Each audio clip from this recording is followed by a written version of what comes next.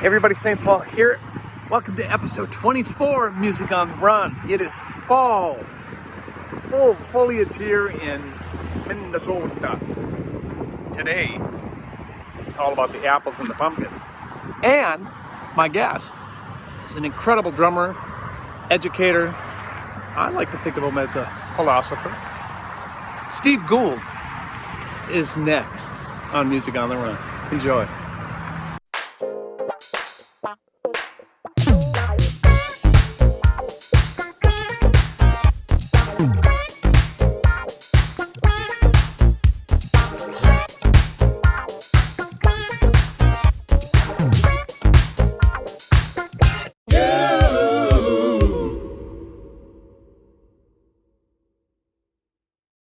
Hey everybody, St. Paul here. Welcome to episode 24 from the Peterson family basement. Yeah, we're down here.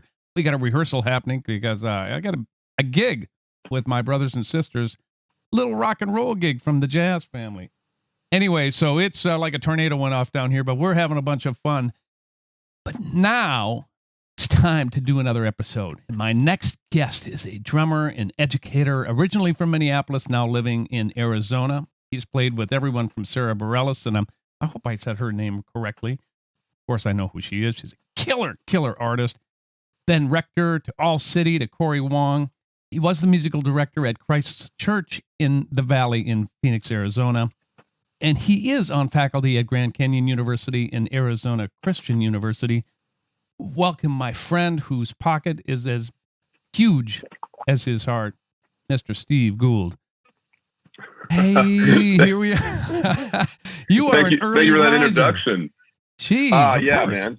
man. 7 a.m. out here. I mean, I've got kids, so I get out of bed early. It's all right. How old are your kids? My daughter Betty is 15, and my other daughter Susie is going to be 11. So you're right in the thick of it, aren't you? And ladies and gentlemen, that was Steve Goold, everybody. He's gone. I'm back. Sorry, the alarm was going off. Oh, well, it's Thursday, which means it's garbage day. So if you hear the lovely tones of people backing up, that's what's going on around here today. It's my alarm telling me that I have a podcast interview with Paul Peterson. Oh, is that right? Well, here we are. We actually made it. So you grew up in Minneapolis, though. Yeah. I was born in Burbank, California, in Los Angeles, and then when I was 10, we moved to Minnesota. My dad was a pastor and pastored a church in Southern California, and then was invited to pastor a church in the Midwest. And here we are. You know, I'm 10 years old. We're now moving across the country. It's a totally different situation on a bunch of fronts, right? Like not just the winter, but also like my parents would now let me ride my bike to the movie theater on my own, which they would never have done in Southern California. But now that we're in a suburb of Minneapolis, they're like, yeah, it's fine. It's safe out here. It's a different kind of a place to live. Wow. And I remember being like, whoa, really? That's okay. That's great. We got a snowmobile, and all of a sudden, like, I guess I can't go to the ocean anymore. I can't go like surfing or anything, but all my friends go to the lake in the summertime. And it was a huge shift in lifestyle that I was very happy about. And then I found music. And okay, so the rest is history as far as playing music. However, I'm just saying all this to say, like, shout out to Minneapolis, because it wasn't until I started touring a lot at age 30, 29, that I realized what kind of music scene I had grown up in, right, and how rich, vibrant, and inspiring the people around me in the music scene in Minneapolis were. So 18-year-old, 19-year-old Steve, even 24-year-old, 25-year-old Steve, it's just a endless fuel tank for motivation and artistic expression in Minneapolis music. And, like moving from LA to the Midwest, you think like, oh, if you were going into music, you've moved the wrong direction. And I'm like, nah, I'm right. I'm really glad it happened that way. It's a secret, man. We're not supposed to tell anybody. We want to keep the riff out. Yeah. Whoops. Yeah. So you didn't go from hanging out, going to high school, right to touring with all these great names that I just butchered, unfortunately. No. So tell me about your journey of getting to that spot, because I think it's fascinating. Yeah, thanks for asking about that. I by the time I got through high school, I was, hook, line, and sinker sold on being a musician. Like I'm all in. I love playing music. But I graduated in 1998 from high school, and there's no social media. Right. There's no like even general expectation that a freelance musician job is an option. Like I've got no idea that kind of thing exists. I just know that I love playing drums, and maybe someday I'll be in a band that's famous enough that people will buy our records or something like that. But the idea of being a hired gun would be like what I've turned out to do as far as a career path within music.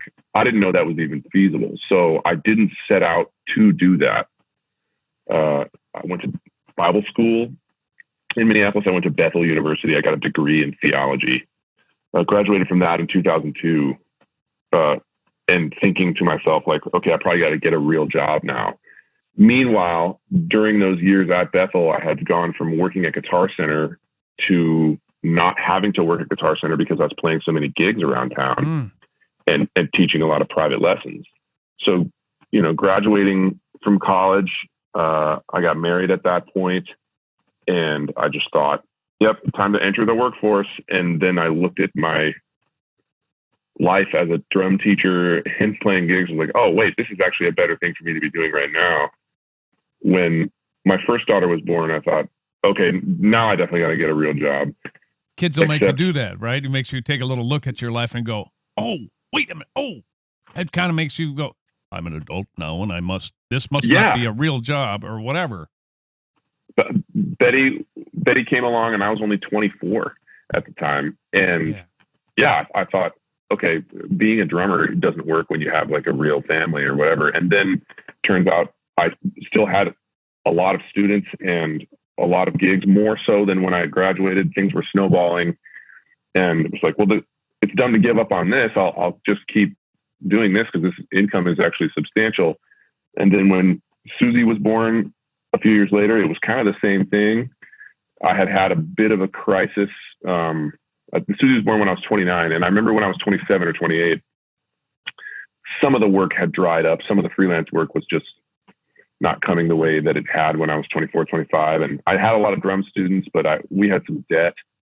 And I remember sitting with my parents asking them, like, do you guys think maybe I should just like wrap it up with drumming and go to seminary or something? Like, I don't know. And my dad, he had been a pastor his whole life. His dad was a pastor. My uncles and aunts were pastors. And he says to me, like, Steve, you're so good at the drums. You've enjoyed it for so long. You've spent so much time developing that. I don't think you should just throw that away because you're having a tough stretch. Stick it out. Keep pursuing what you want with this instrument, which at that point now, late 20s, I was old enough to realize like, oh, a professional freelance career is viable. And I mean, it exists. I guess maybe that's something I could do.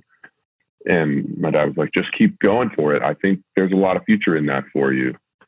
So I did. And then, by the time I was mid 30s, then things were like really hauling, and I had, made those connections that took me into the national circuit and whatnot. But it was a minute there where like through the bulk of my 20s, I was just playing at local churches in Minneapolis and playing in small kind of like hobby studios, not even like the real studios that are in the Twin Cities, playing in bars with cover bands and teaching private lessons, just kind of like scrambling really to make all of that work. The scheduling, put them all together and make one good one, right?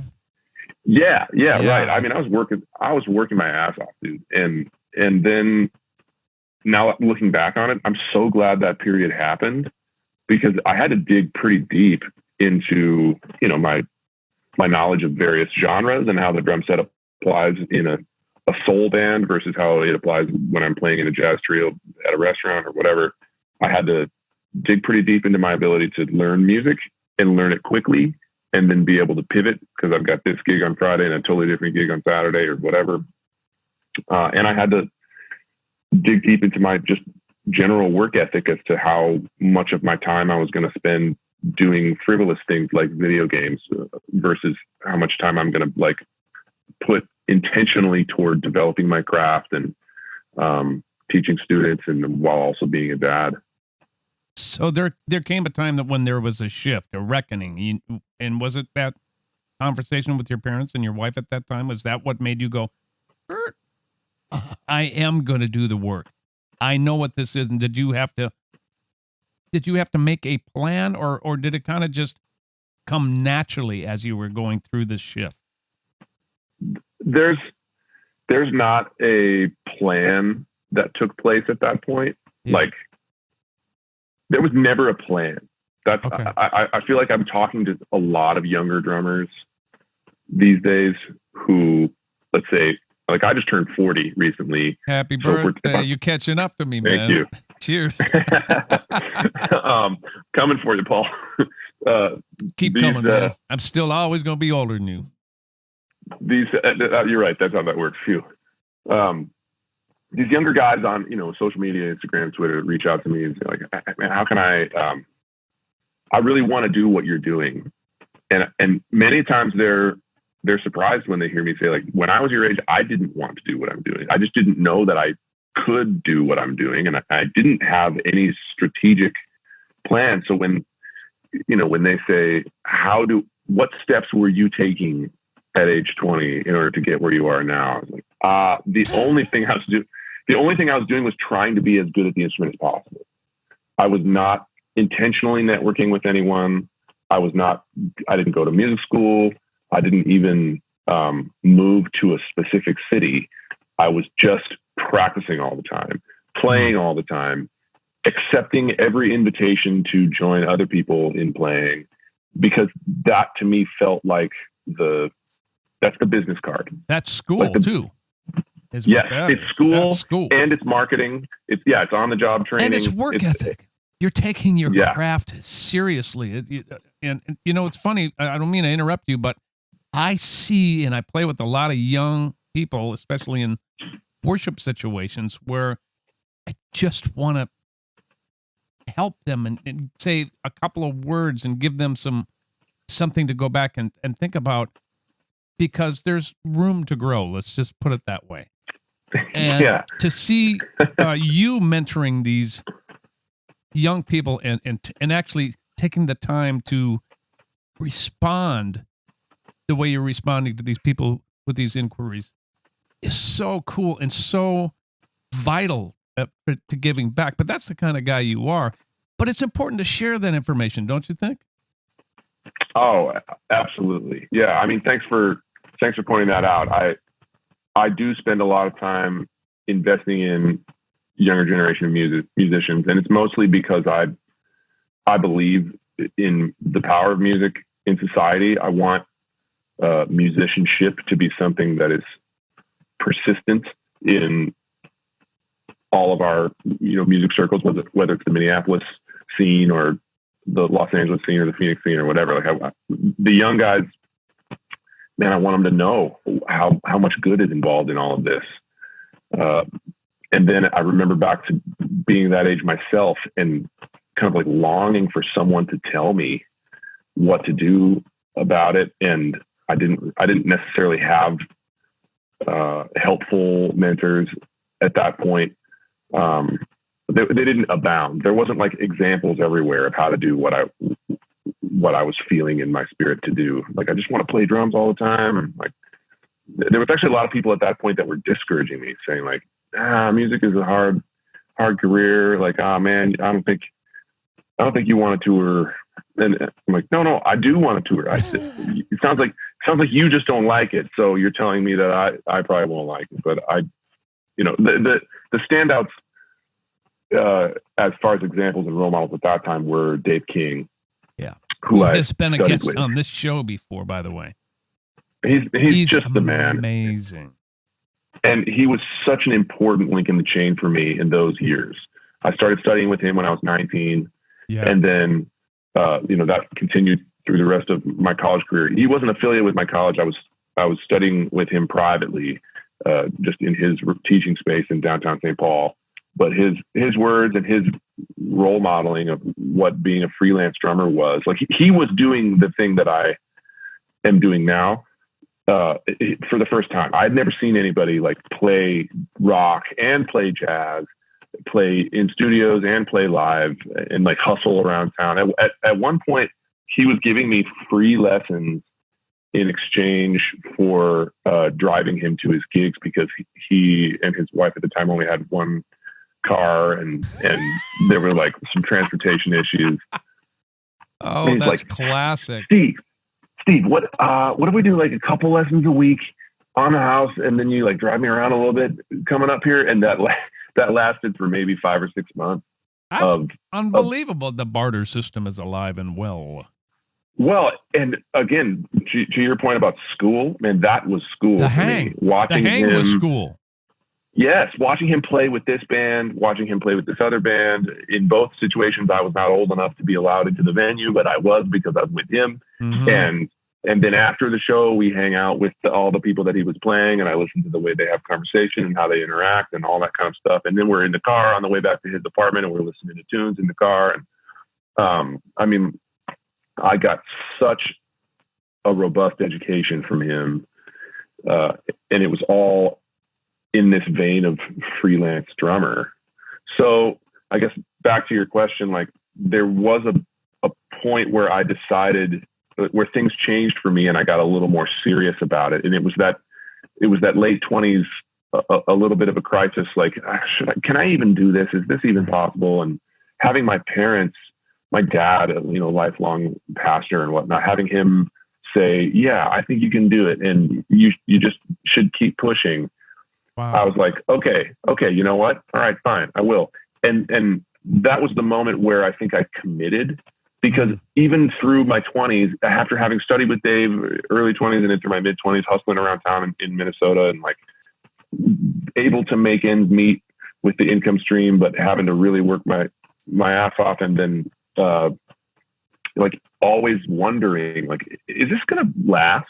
Am I just doing this for another year because I can? And like, but this is the last year that I'll do it. Boy, is that the age-old question in a freelance musician's life? What's next? Is this going to? I still feel that. I mean, I still feel that now. Okay, you too. Hey. Great. You'd think that would go away at some point in your life, but guess what? It doesn't. What hasn't persisted is self-doubt. Right. Like I think 27-year-old me was like, am I good enough to do this? Mm. And then that conversation with my dad tilted me into like, you know what? I'm going to make sure that I am good enough to do this. But that doesn't mean an opportunity is still going to be there. Or it doesn't mean that I won't, trip and fall on my face. So like the first like real big gig that I got was, I guess it's not even technically real big, but all those guys from the Blenders. Oh, sure. Of course. So killer, by the way, that's a killer a cappella band here based in Minneapolis/Fargo. For those of you who don't know, go check out their records, as they're great. Right. They've been regionally touring as a vocal quartet, doing Christmas shows every year for 25 years or something like that. And for a long time, they just would do their show to tracks. It's just the four of them on stage singing. And then I got to know Darren, who's kind of their like musical director in a way. He's running a studio in Farmington and was hiring me to play on some tracks that he was producing.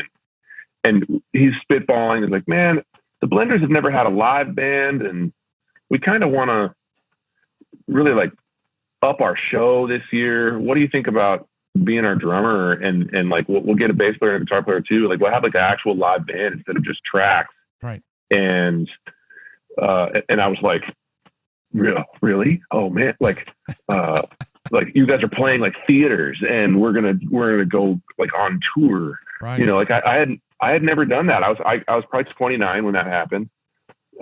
Working with them led to me working with the band Go Fish, which was like a Christian kids music kind of thing, like the Wiggles, but for the church. Right. And they were really big across the whole country. So that was the first time that I was on a tour bus, and we're driving all over the place, playing these shows.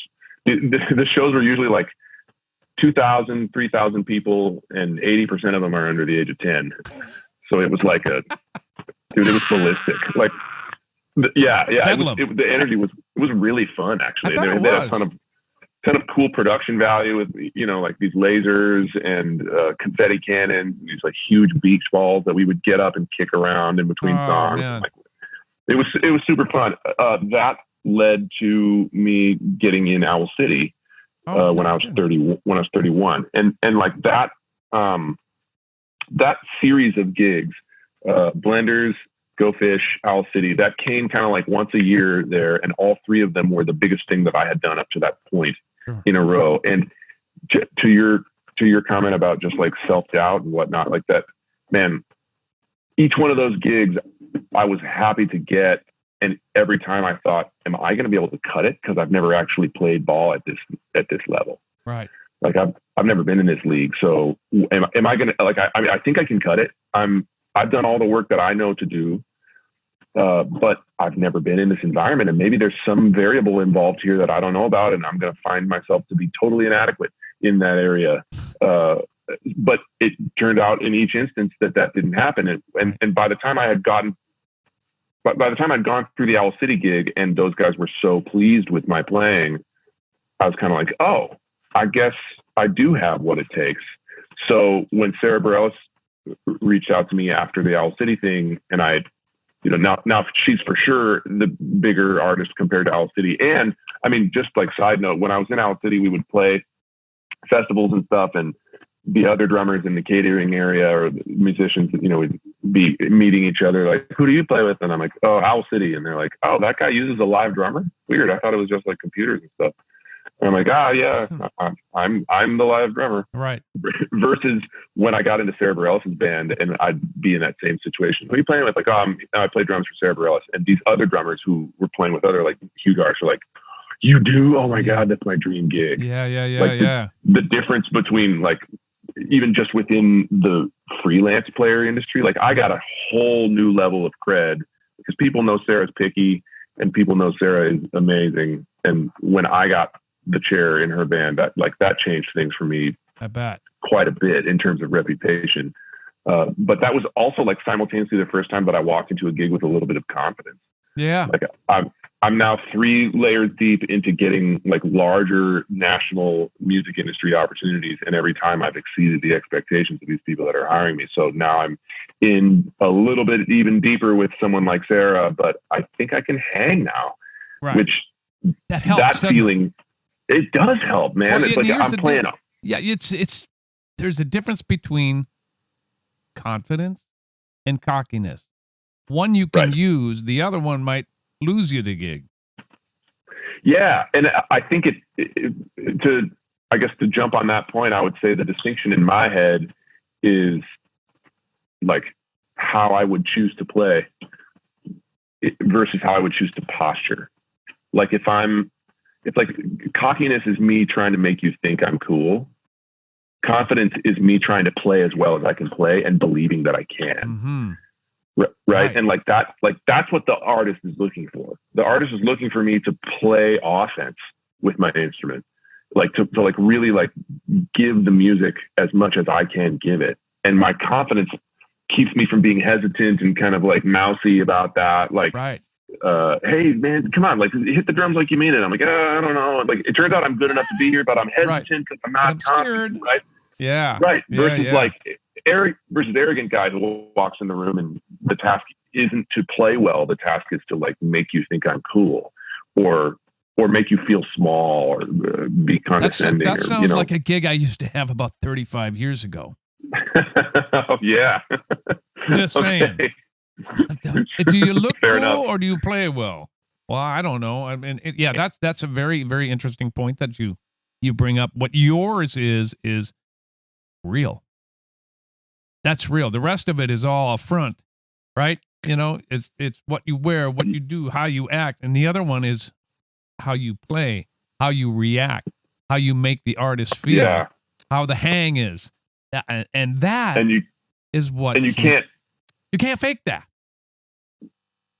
Right. That's what I was just going to say. You can't fake that stuff. And that, to your point about even like playing around the Twin Cities these days and coming into contact with the younger crowd, and you want to come alongside and be like, hey guys, you got a little bit of work to do. I was actually talking recently with my friend Gabe. Gabe Hagen is his name. He used to live in Minneapolis. He's now out here in the West Coast as well. He's the guy that took over for me in Owl City when I left that band. Gabe became the Owl City drummer, but he's done a handful of other things. We were talking about Instagram and the way that, okay, because of social media and because of the way the professional realm of musicians, like the guys who actually have the goods, the guys who can play, the guys who have the confidence, all that stuff, as that level of the industry engages with social media, it gives the opportunity for younger guys to see how the talk is talked in a way that they couldn't before. Like when I was 20, I learned how the pros talk by hanging around the pros. Right. And if I didn't have an opportunity to hang around the pros, I wouldn't have learned it. At this point, the younger crowd is learning how the pros talk by watching them on Instagram. And what they're seeing is like, you know, the way I would refer to a ride cymbal or the kinds of gear that I like, or even like the way I would talk about expectations on a gig or whatever. You know, I'm doing a podcast or something. There's just a lot of opportunity for the younger folks to learn about the culture of professional music, but nothing within that culture necessarily shows them that they're not good enough at playing yet. Yeah. So like these younger guys are they're absorbing the speech patterns and the attitudes of pro-level players, and they don't have any chops to back it up. Right. Yeah. Except it makes it harder. This is what Gabe was pointing out. It makes it harder and harder for us on the professional level to discern the difference, because when a young guy rolls in talking the talk, he knows all the lingo. He knows all the vernacular. He's got the attitude. I think to myself, like, oh, this dude must have the goods. And then he starts playing, and it's like, whoa, he does not. This guy sucks. Or, I mean, I should be more respectful than that. But it's like, this kid's got a long way to go still. Right. How do you broach that subject? He's got a long way to go still, but he pulled the wool over my eyes. Yeah. With his lingo and his vernacular and his attitude. They made me think that he had chops that he doesn't really have. The younger generation, knowing how to speak the speak and talk the talk, and everything is showing up, and we giving them the benefit of the doubt that they can play, and all of a sudden they sit down. It's like, ooh. I mean, dude, before social media came along, you didn't know how to talk the talk, right? Unless you had been around people who did it, and you wouldn't be around them if you couldn't play. That's so when true. You wouldn't get the nod or the invite. Exactly. So when someone rolls up and they've got the vernacular and they've got the lingo and they've got the attitude, we're not too far removed from the years where like that meant they probably had the chops. And now social media has given essentially, and I don't think this is necessarily a bad thing. I'm just saying it's a little bit of a tough cart before challenge the horse. Now. Yeah, well, it's difficult to discern who's who, because somebody comes in and they've got the gear, they've got the attitude, they've got the vernacular, you know, they've got the whole, like, even just like insider like idioms and idiosyncrasies about how to communicate about certain things. It's like, oh, you called it that. That means you probably know what you're doing. And then they sit down and play. Like, they do not know what they're doing. Mm-hmm. And I'm like, okay, so how do we fix that? It's like, how do we, as the guys who, and I want to be somewhat gentle about how the level to which I congratulate myself on being a professional, right? But like, here I am, I'm at this level, I've done these things, and I have this relationship with the instrument. How do I show the younger guys that that's what matters, as opposed to just the things that they see on my social media, the way that I speak and the way that I look and that kind of thing. Like I remember having flight cases for the first time, like the kind of cases, you know, like ATA cases. Oh, yeah. Okay, so I got a bunch of those from like Goodwill and other places.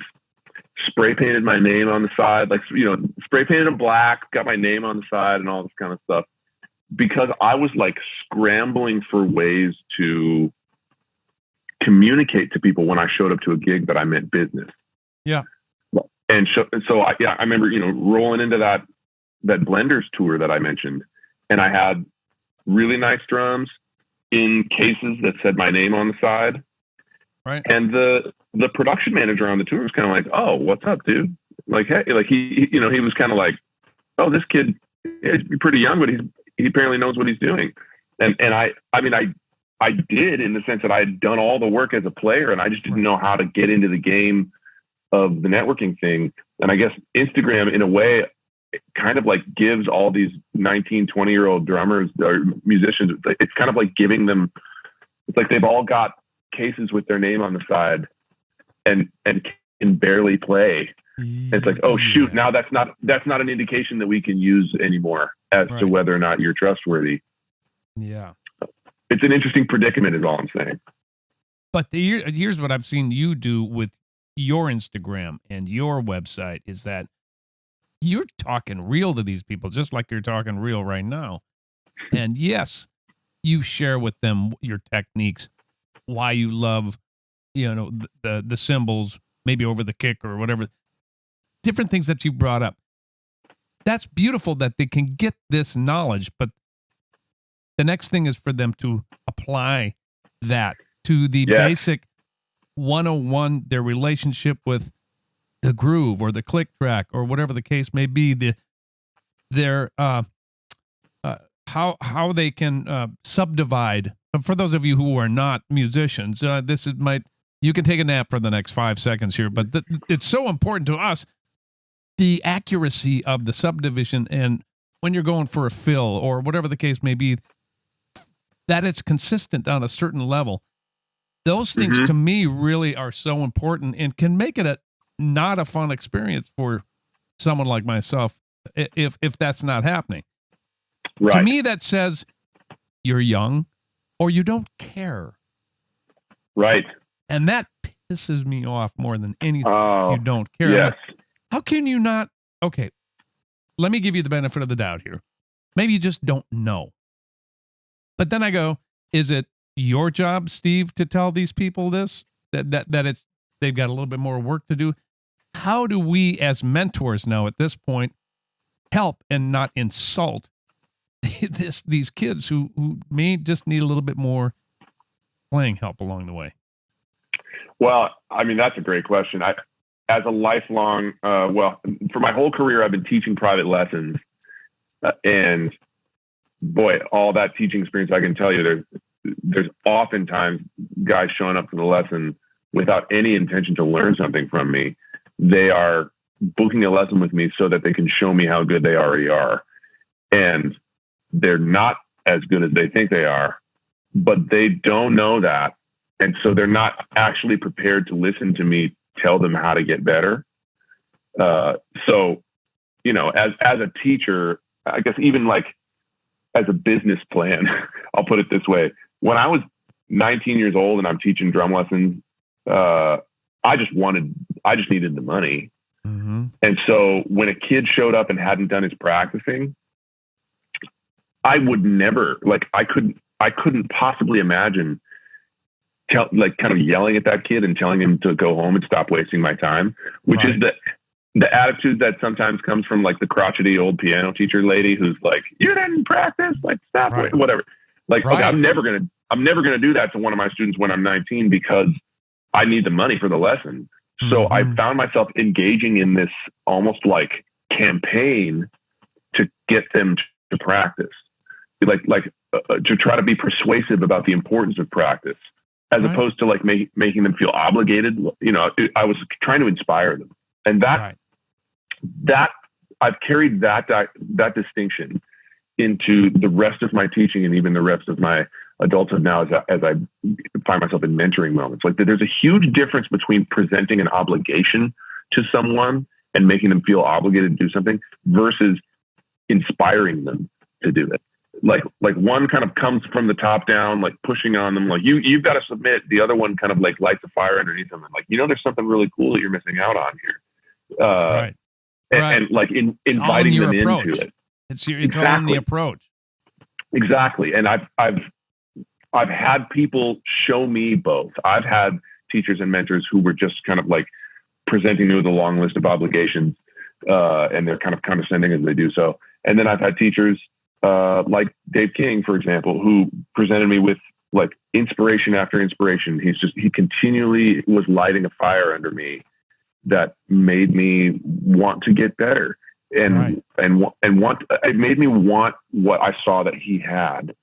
And so that approach has become my plumb line for how to engage these younger crowds. Like, okay, I'm just going to inspire these guys. I'm going to try to figure out how to inspire them, because I think that's what's going to get the progress that it seems to me they still need to tackle. So you say on your website, you consider it an honor and a privilege to be a musician. Why is that? That's a great question, Paul. Here's just an anecdotal example. When I was in Owl City, that music was so positive, like uplifting, like just even the aesthetic of it, like the synth tones and the beats, they're all really like happy.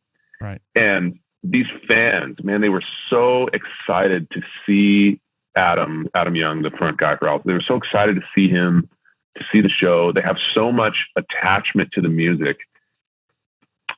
Okay, that's not really present in, I guess I don't know what your church experience is like, but I grew up playing in church, and oftentimes in church, playing music is like it's like the worst audience, because everyone's got their arms folded. They're all kind of like waiting to find something to complain about. And interesting. I mean, dude, it gets a little dark, right? And like, I have a lot of love for the church, having grown up in it, and a lot of people from my community are super tied up in that. But as far as my experience of playing in church, I'm not. I can tell that I'm not giving the audience anything that they necessarily want. It's like everybody. A lot of those folks are in church because they feel dragged to church and actually want to be there or whatever, and they're not singing because they're pumped. But those Owl City shows in particular, I was noticing how happy these audiences were to be receiving what we were giving them. Right. And how much better off they were at the end of the night as a result of that experience. Right. And it started to set into me, it started to set in this deep gratitude that I could be the delivery vehicle. Like that what I do for a living makes people better. And I'm not saying makes them better as in like me as a drum teacher. I'm talking about like just the experience of seeing live music and the way great music, great art itself will change you for the better. Like going to, a U2 show is like is a spiritual experience. And that band gives their audiences night after night a huge shot of every positive chemical that could course through us as human beings. Like it's such an adrenaline, serotonin, dopamine, whatever kind of just like bomb that goes off. Endorphin rush. Absolutely. Yeah. And everyone is just like, oh, thank you for that. Right. And I was watching those Owl City audiences do that night after night and just thinking like, man, I'm so lucky. This is a great thing to do regardless of whether I'm getting paid. And for me to get paid, for me to make my living going around giving people these positive experiences via art, I'm honored. Right. But that's such an important choice that you've made. Not everybody looks at it that way. Sure. Really. You can wake up on the bed and go, oh, gotta get on the plane. I gotta tune my drums and blah, blah, blah, whatever the list is. But you seem like the kind of guy who wakes up and goes, let's go. Come on. You seem pumped. You seem like you're not satisfied. It seems like you're always looking for the next thing to do to make yourself and your life and other people's lives better. Is that true? Oh, I hope it is true. It's what I intend. Like what you just described, it makes me feel good that you're saying that unsolicited, because that's what I want to be true about me. That's the kind of guy. Thank you, Paul. I mean it. I'm glad you feel it, because that's what I'm trying to bring to the table. I think life is a gift, and there are struggles. Mm-hmm. We all have various uphill battles that manifest in unique ways for each one of our unique selves, right? So that this is it's not just a walk in the park. And I certainly, as a white middle class man, I have had far less challenges in my life experience than a lot of the other my fellow citizens. And I guess I'm aware of that. I'm grateful. I want to steward the breath that I have every day. I want to be a good steward of that. Mm-hmm. And mostly I just am excited to see what's next and am happy about that. So yeah, you're right. I get out of bed in the morning and I'm like, let's go. Like, Yeah. And then, and then my car breaks down. Like recently, the car that I'd gotten from my dad after my dad passed away, I was really honored that my mom gave me his car, and I've been driving it around for 4 years, and the transmission went out. It was very unforeseen, unexpected. All of a sudden my car doesn't move anymore. Like, what's going on? And the transmission is going to cost way more than the car is worth. And it's like, well, shoot, I gotta say goodbye to this car now. And I did not expect that. And that brings a whole bunch of functional challenges to my immediate moment or whatever, not to mention this entire pandemic and the way the music industry has been impacted. It's I'm not saying that I got a lot of challenges in my life. I'm just telling you that I am really excited to be alive. My loved ones, and then the experiences that I have playing music, and all of it just feels like such a gift to me. So I'm ready to do it, to do more of it each day, and hopefully then also to maybe participate in helping other people to feel that life is a gift. Right. And if that exists in some form of teaching or mentoring or whatever, okay, great. Or maybe it's just that if I perform well enough, this audience will feel that life is positive. Maybe there's some version of my art that maybe that's the only thing that helps other people feel this positivity that I feel. Well, your art is you and the way you show up, and people, by listening to this podcast, will get a glimpse into who you are and will feel that sunshine, man, because that's what it is. I hope so. That's what it is. And that's what it's all about. And that's what this podcast is about. Shed a little love and insight into what it is to be a traveling musician.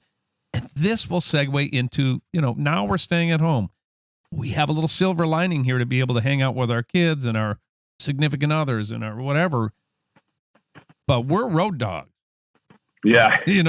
So, yeah, true. It's a difficult, strange year. And of course, you being the guy you are, I'm sure you've found a lot of silver linings in this, but let's talk a little bit about you being on the road. In a typical year, what does that look like to you? How long are you usually gone? Is it quite a bit?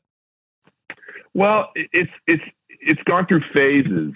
In 2012 and 2013, I was gone probably 200 days out of the 365, right? So more than half the time I was away. That was the peak of it. In the past 5 years or so, it's been a little more like 100 days a year I'm gone. That's maybe plenty. Yeah. So but it's not, it's not constant. There are legs of tour and then there's legs of being home. And you mentioned the church gig that I had there for the past 5 years, which I'm no longer in now, but I still have a great relationship with all those folks. And that church was very open-handed toward letting me continue to do that road stuff. But part of it was because my boss had done road stuff himself, and he knows even the guys who are really slamming it on the road, they're not gone all the time. Right. And often you're gone for only if you would be home for far more than you're gone, even though it's the traveling is a heavier schedule than the average citizen is accustomed to. Right. Maybe the average person leaves town for a few days once a month. So when I'm leaving town for a few days, like almost every week, they're like, wow, how do you handle all that? It's like, not that big of a deal. I kind of grew, our family dynamic, like the rhythms that we had when that was happening, which hasn't happened for a while now. But when that was heavily going on, it's like everybody just kind of understood, like, oh, Dad's leaving again for a few days, like no problem, or Dad's leaving for 4 weeks, like okay, but like, oh, I'm still home a lot, and because I don't have a 9-to-5 job, like even the church gig it was very like artist's hours. It means that I can, from the time my children were very little, I could be present for things that most typical working adults aren't present for. Right. School lunches, visits, or whatever kind of thing like that, and that worked out just fine. When I was traveling all the time, it didn't feel like I was traveling all the time, and but that's about your partnership that you have with your family, and I'd like you to go into that too. Yes. Well, from the very beginning, my who is now my ex-wife was supportive of the career path as opposed to combative toward the career path. Right. And that I owe her a huge debt of gratitude for that, because I watched a lot of my friends really struggle with partners who were just not interested in the music life, and made it really hard on them to go down that road while having to always kind of wrestle with their partner about whether or not that was going to continue. Mm-hmm. Kristen never put any of that energy on me, which was just incredible. And then along come our kids. And at the time that Betty was born, I didn't have, Betty was born when I was 24, I didn't have much going on in any like national sense. So I was just kind of like stay-at-home dad. So there was like, right. The rhythm of our family started with me being the one raising the girls. Got it. And so then there's like a different relationship that I have with Betty, where upon, she's like 8 years old, and now I'm kind of like traveling all the time.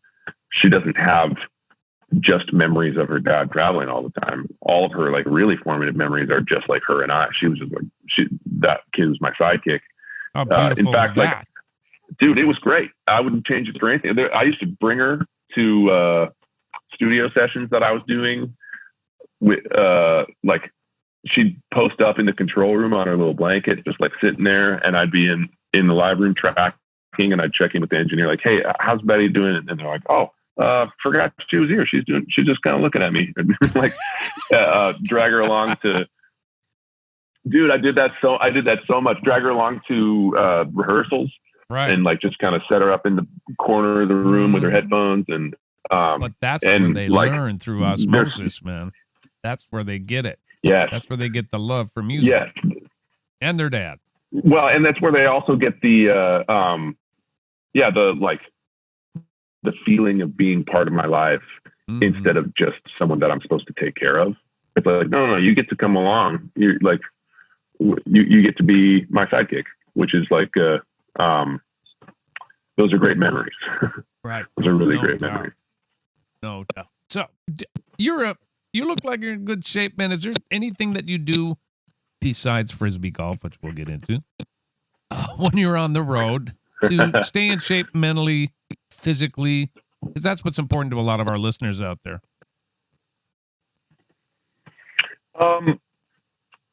I just try to eat healthy.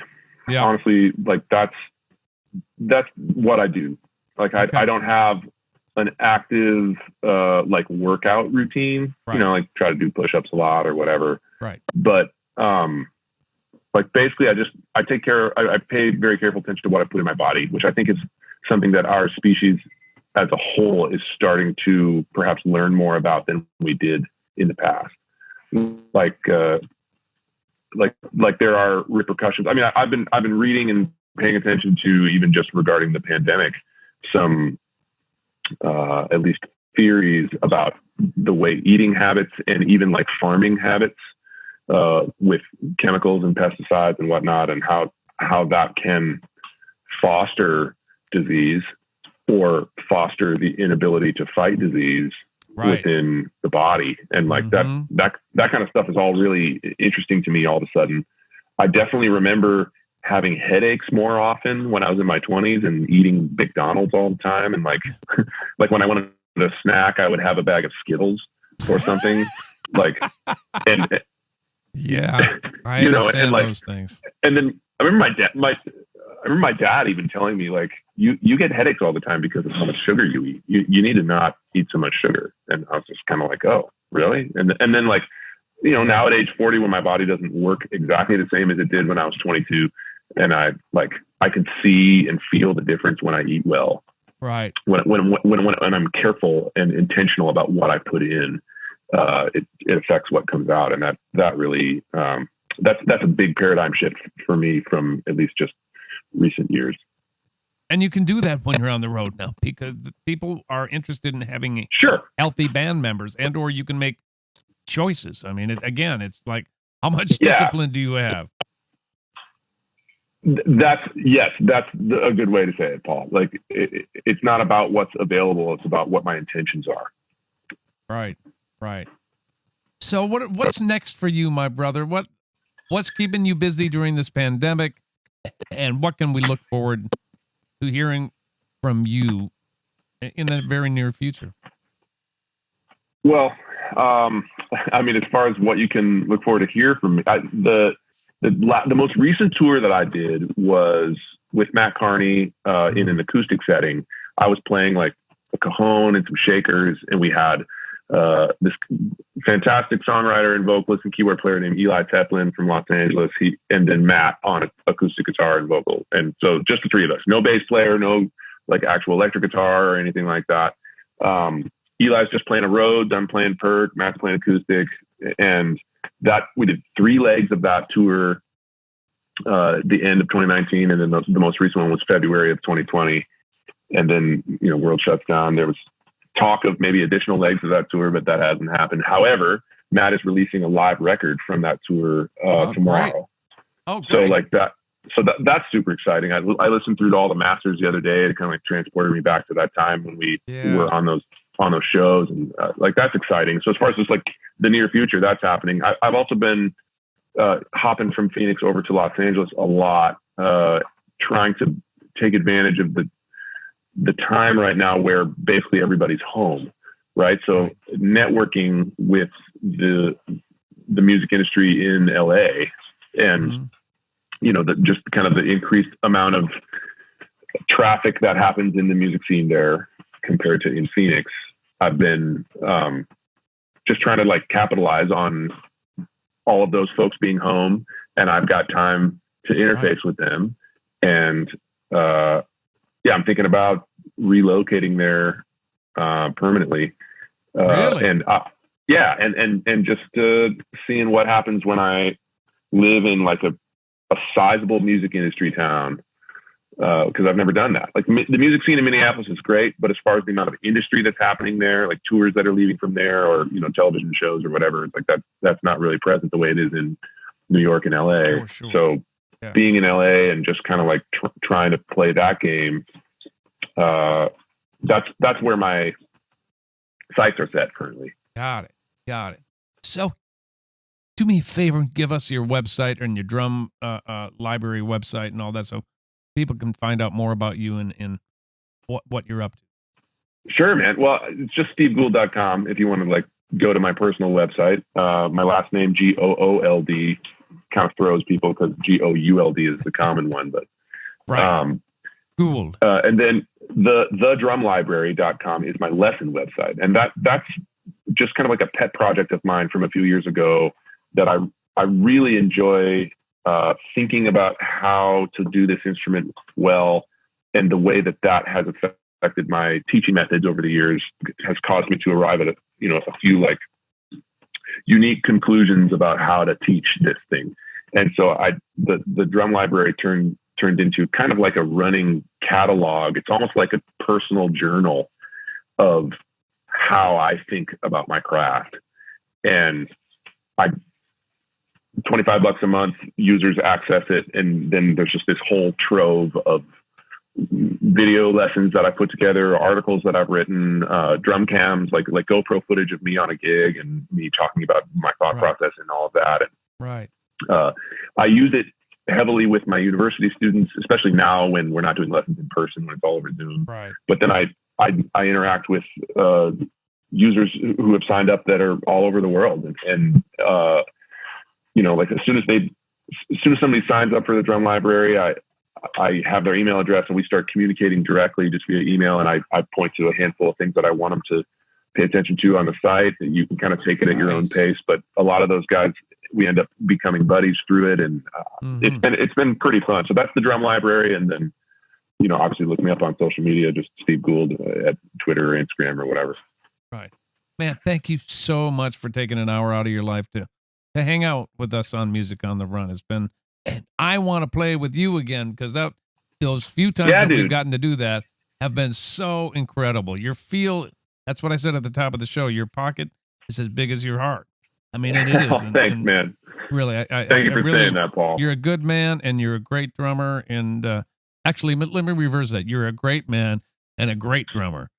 So, and thank you, sir. It's been a pleasure to get to know you, man. And let's keep in touch. And I wish you health, happiness, and you know, keep always waking up with that sunny disposition, man, because we all need that when we feed off of that. So bless you for that, man. We appreciate that.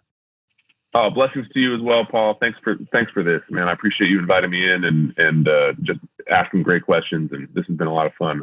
I too hope we can play together soon. Yeah, we got to be able to do that. Well, thanks again. Hey, everybody, that's it for Music on the Run this week, episode 24. Mr. Steve Goold. We'll see you in a couple of weeks. Ow, we're out. Music on the Run was hosted by yours truly, St. Paul Peterson.